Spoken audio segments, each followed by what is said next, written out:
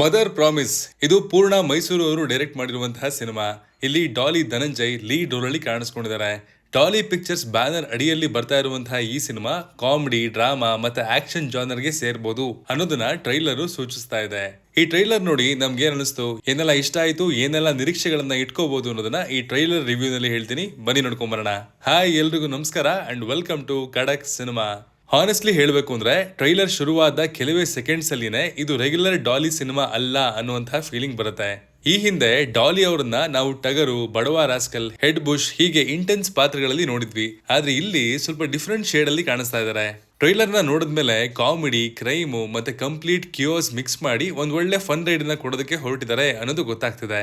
ಮೊದಲನೇದಾಗಿ ನನ್ನ ಅಟೆನ್ಷನ್ ಅನ್ನ ಹೇಳ್ಕೊಂಡಿದ್ದು ಟ್ರೈಲರ್ ನ ಸೆಟಪ್. ಒಬ್ಬ ಗ್ಯಾಮ್ಲರ್, ಅವನ ಹಿಂದೆ ಎರಡು ಪವರ್ಫುಲ್ ಗ್ರೂಪ್ಸ್, ಮಧ್ಯದಲ್ಲಿ ಅವನ ತಾಯಿ, ಹೀಗೆ ಒಂದು ಎಮೋಷನಲ್ ಪ್ಲಸ್ ಮಾಸಿ ಸೆಟಪ್ ನ ಟ್ರೈಲರ್ ಕಟ್ಕೊಟ್ಟಿದೆ.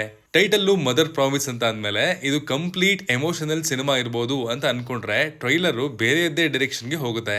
ಒಂದ್ ಸೈಡು ಕಾಮಿಡಿ, ಇನ್ನೊಂದ್ ಸೈಡು ಚೇಸ್ ನ ಸೀಕ್ವೆನ್ಸಸ್, ಮತ್ತೆ ಮಧ್ಯದಲ್ಲಿ ಒಂದು ಸೆಂಟಿಮೆಂಟ್, ಈ ಎಲ್ಲಾ ಸೇರಿ ಒಳ್ಳೆ ಕಾಕ್ಟೈಲ್ ನ ನಾವು ಎಕ್ಸ್ಪೆಕ್ಟ್ ಮಾಡಬಹುದು ಈ ಸಿನಿಮಾದಿಂದ ಅಂತ ಅನಿಸ್ತು.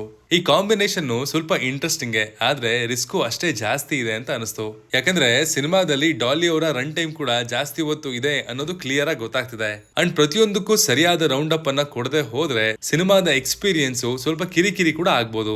ಇನ್ನು ಇಲ್ಲಿನ ಕಾಸ್ಟಿಂಗ್ ಚಾಯ್ಸ್ ಇಂಟ್ರೆಸ್ಟಿಂಗ್ ಆಗಿದೆ.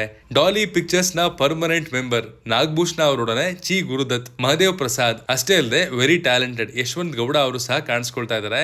ಒಳ್ಳೆ ಕಾಸ್ಟಿಂಗ್ ನ ಸಮಾಗಮ ಆದಾಗ ಸಾಧಾರಣವಾಗಿರುವಂತಹ ಸೀನ್ಸ್ ಕೂಡ ಒಂದೊಂದ್ ಕಡೆ ಅಪ್ಲಿಫ್ಟ್ ಆಗ್ಬಿಡುತ್ತೆ. ಸೊ ಈ ಚಾಯ್ಸ್ ಸಿನಿಮಾಲಿ ಹೇಗೆ ವರ್ಕ್ ಆಗುತ್ತೆ ಅನ್ನೋದನ್ನ ಕಾದ್ ನೋಡ್ಬೇಕು. ಡಾಲಿ ಅವರ ಸ್ಕ್ರೀನ್ ಪ್ರೆಸೆನ್ಸ್ ಬಗ್ಗೆ ಮಾತಾಡೋದಾದ್ರೆ ಅವರು ಈ ತರದ ಕ್ವಿರ್ಕಿ ಪಾತ್ರಗಳಲ್ಲಿ ತುಂಬಾ ಕಂಫರ್ಟಬಲ್ ಆಗಿ ಕಾಣ್ತಾರೆ. ಕೆಲವೊಂದು ಶಾರ್ಟ್ಸ್ ನಲ್ಲಿ ಕಂಪ್ಲೀಟ್ ತುಂಟನ ಕಾಣಿಸ್ತಾರೆ. ಎನರ್ಜಿನೂ ತುಂಬಾ ಕಾಣುತ್ತೆ, ಒಳ್ಳೆ ರಗಡ್ ಎನರ್ಜಿನೂ ಇದೆ.